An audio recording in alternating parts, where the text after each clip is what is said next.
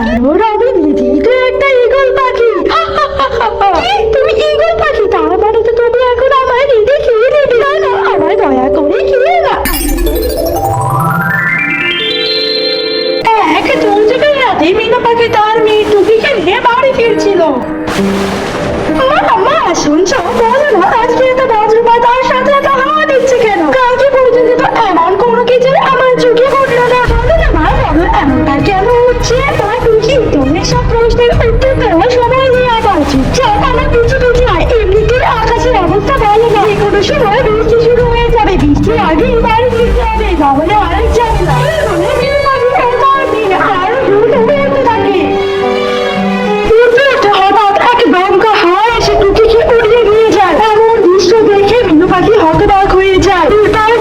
যখনই তার বিয়ের কাছে যাবে ঠিক তখনই মুষলধারে বৃষ্টি শুরু হয়। বাধ্য হয়ে বিনু পাখিকে তখন একটা গাছের ডালে আশ্রয় দিতে হয়।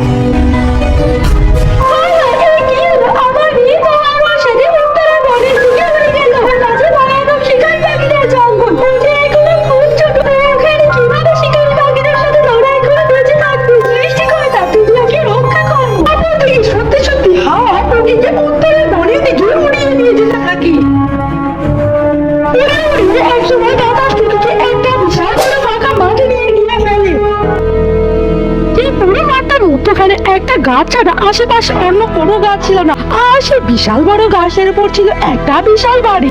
বাবা এই বৃষ্টি ঝড়টা, এই বৃষ্টির মধ্যে আমায় কোথায় এনে ফেললো? আশেপাশে তো আমার পাখিও দেখছি না। ওই তো সামনে একটা ঘর দেখা যাচ্ছে, ওই ঘরটায় গিয়ে আশ্রয় নি। এর বলে টুকি তখন উড়ে উড়ে সেই গাছটার কাছে গেল। শুনছো ঘরের ভিতরে কি আছে? তাড়াতাড়ি আমার জন্য দরজাটা খুলে দাও, আমি গিয়ে বৃষ্টিটা একেবারে ভিজে গেলাম। বলতে টুকি আরো জোরে জোরে দরজায় বাড়ি দিতে থাকে। জোরে জোরে কানাডালা শব্দে সেই ঘরের বাইরে ঘেরা ছিল এক ভয়ানক ইগল। তার পুরো ভেঙে যায়। রাতে আমার বাসায় যে এসেছে সে কি জানে না এটা আমার বাসা? আমি কি দরজাটা খুলে দেখি কার এত রাতে মরার শখ লাগলো বলে একে তখন দরজা খুলতে চলে গেল।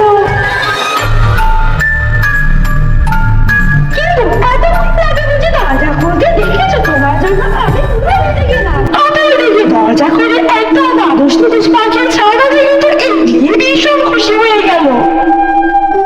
শুনেছিল দেখে টুকি এক লাফ দিয়ে এগিয়ে ঘরে ঢুকে গেল। ঘরের ভিতরে ঢুকে এত বড় বাসা দেখে টুকি বেশ অবাক হয়ে পুরো ঘর করে খাটের উপর গিয়ে বসলো। বাহ, তোমার বাসাটা তো দেখি সত্যি খুবই বড়, আর তুমিও তো আমার ঘরের থেকে অনেক বড়। তাই ভাবছি আমি তোমাকে বড় মা বলে ডাকবো, এতে তোমার কোনো আপত্তি নেই তো? ওদিকে টুকিকে দেখে তো এগিয়ে জিভ থেকে পানি পড়ছে। না না, কোনো আপত্তি নেই, তুমি যা খুশি আমার তা ডাকো। তাহলে তো তুমি আজ থেকে আমার বড় মা, বড় মা, বড় মা, বড় মা। যা ডাকার ডেকে নি, একটু পর তো তুই আমার পেটে যাবি। আচ্ছা তুমি একটু এইখানে বসো, আমি আসছি। না না, তোমায় কোথাও দিতে হবে না, তুমি এদিকে আমার কাছে এসে আমার মায়ের মতো আমার ছড়া শুনিয়ে ঘুম পাড়িয়ে দাও। বাবা, এই মেয়েটা কত চঞ্চল, আমার সাথে কেমন রসিকতা করছে। তা যাই হোক, এখন যা করার করে দিক, একটু পর তো ওকে আমার পেটেই যেতে হবে। বড় মা, কি হয়েছে? তুমি কি কিছু ভাবছো? না না, কই কিছুই তো ভাবছি না। তাহলে তাড়াতাড়ি আমার কাছে এসে আমার ঘুম পাড়িয়ে দাও তো। বড় বাচ্চা, তুমি একটু এখানে বসো, আমি এই যাবো এই আসবো, দেরি হবে না, এসেই তোমায় ঘুম পাড়িয়ে দেবো। তখন সেখান থেকে চলে গেল। রান্নাঘরে গিয়ে একটা পানি ভর্তি কড়াই চুলায় বসিয়ে অন্যান্য মশলাপাতি ঠিক করতে শুরু করে। ঠিক অমন সময় সেইখানে টুকি লাফাতে লাফাতে চলে আসে। বড় মা, তুমি বুঝি আমার জন্য খাবার রান্না করেছো? তা তুমি আমার জন্য কি রাখবে এত রাতে? এই তেমন কিছু না, একটু মাংস রাখবো আর কি। মাংস? তুমি মাংস খাও, কিন্তু আমি তো মাংস খাই না। খাবার তা বড় মা, তোমার এই জায়গায় একা থাকতে ভয় হয় না? জানো, মা বলে আমাদের মতো পাখিদের এক জায়গায় একা একা থাকা উচিত নয়, না হলে ঈগল, শকুন এদের মতো ভয়ানক শক্তিশালী শিকারী পাখিরা আমাদের শিকার করে ফেলবে। কিন্তু মজার বিষয় জানো, আমি তো আজ পর্যন্ত এদের মধ্যে একটাকেও দেখিনি। তাই বুঝি? তা তোমার মা একদম ঠিক বলে, কিন্তু আমার ভয় করবে কেন? কারণ আমি নিজেই তো একটা ঈগল পাখি। তুমি ঈগল পাখি, তার মানে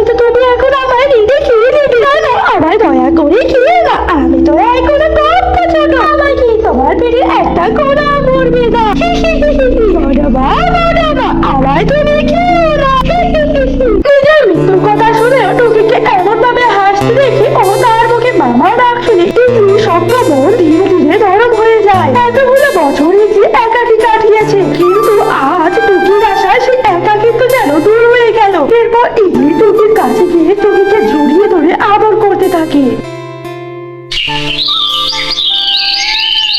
পরের দিন সকালবেলা মিনু পাখি পুরো জঙ্গল তন্ন তন্ন করে তার মেয়েকে খুঁজতে লাগে।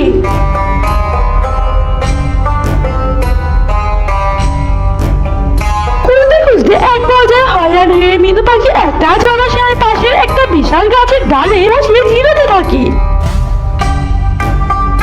ঠিক তখনই সেইখানে রানু পাখি আসে। কি গো রানু বোন, শুনলাম কালকে রাতে ছড়ি নাকি তুমি তোমার মেয়েকে হারিয়ে ফেলেছো, তাহলে এখন কি তাকে খুঁজে পেয়েছো? না গো না রানু বোন, এখনো খুঁজে পাইনি, পুরো জঙ্গল খোঁজা শেষ, ভাবছি এখন উত্তরে বনের দিকে যাবো, ওখানে কালকে রাতে বাতাস আমার মেয়েকে নিয়ে গেছে। কি বলো মিনু পাখি, তোমার মেয়ে উত্তরে বনের দিকে গেছে? তাহলে ওকে খোঁজার মিথ্যা চেষ্টা করো না, জানোই তো উত্তরের বন কতটা ভয়ানক, ও তো এতক্ষণে মনে হয় কোনো শিকারী পাখির পেটেই চলে গেছে। খুব সামনে কথা বলে রানুদি, আমার মেয়ের কিছু হয়নি, ও আজ না হয় কাল ঠিকই আমার কাছে ফিরে আসবে। রাগ করো না মিনু পাখি, আমি আসলে ওভাবে বলতে চাইনি। তুমি তাহলে তোমার মেয়েকে খুঁজতে থাকো, আমি তাহলে বাড়ি যাই, আমার আবার বাড়িতে অনেক কাজ আছে। এই বলে রানু পাখি তখন সেখান থেকে চলে যায়। মা টুকি, তুই আমার ছেড়ে কোথায় চলে গেলি? কোথায় গেলে তোকে খুঁজে পাবো রে মা? তোকে ছাড়া যে আমার একদম ভালো লাগছে না, তুই ছাড়া যে এই দুনিয়ায় আর আমার কেউ নেই। অন্যদিকে টুকি তো তার নতুন মা অর্থাৎ ইগলির সাথে বেশ মজার সাথে খেলা করেছিল, আর সাথে ইগলির আদর তো রয়েছে।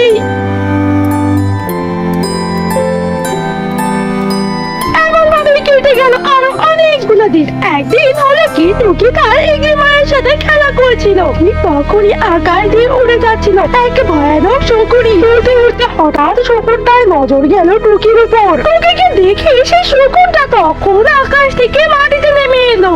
আরে ইগলি, তুই তো দেখি খুবই স্বার্থপর, আমি ওদিকে বাজারে পচা কলা মরাকে এদিকে পেট পচাতে বসেছি, তুই এদিকে একটা নারী শুধু শিকার করে আমার বন্দি পর্যন্ত না।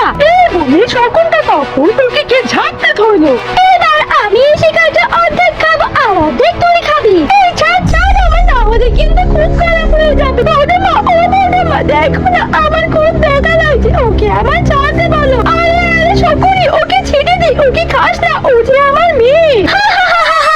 হাসালি, কে হাসালি? সামান্য একটা পাখি ছানা, তাও আবার তোর মেয়ে? না রে, আমি সত্যি বলছি। এই বলে ইগলি শুরু থেকে সেই সমস্ত ঘটনা শকুনিকে খুলে বললো।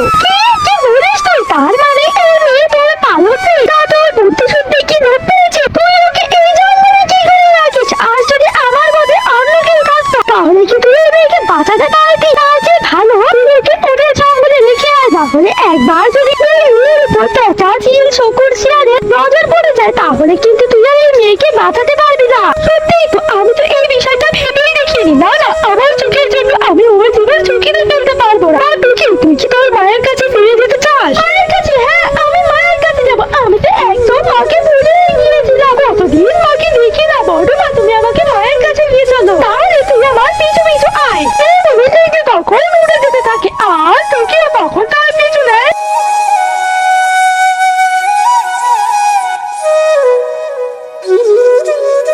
খানিকক্ষণ ওড়ার পর হঠাৎ ইগলির নজর গেল জঙ্গলের সীমান্তে একটা পাখি ওটা শুনে বসে আছে।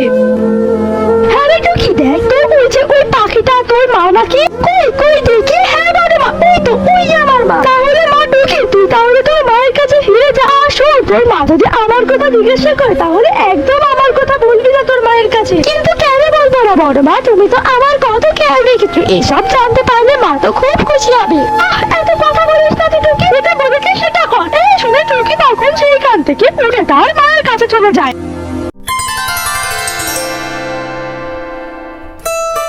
টুকি, আমি টুকি না মা, তুই বেঁচে আছিস। আমি জানতাম তুই বেঁচে আছিস, আমি জানতাম যে তুই কোনো না কোনো একদিন আমার কাছে অবশ্যই ফিরে আসবি। তুই এতদিন কোথায় ছিলি? তোর কি মায়ের কথা একদম মনে পড়েনি? মায়ের মুখে এমন কথা শুনে টুকি তখন কিছু বলতে গিয়েও বললো না।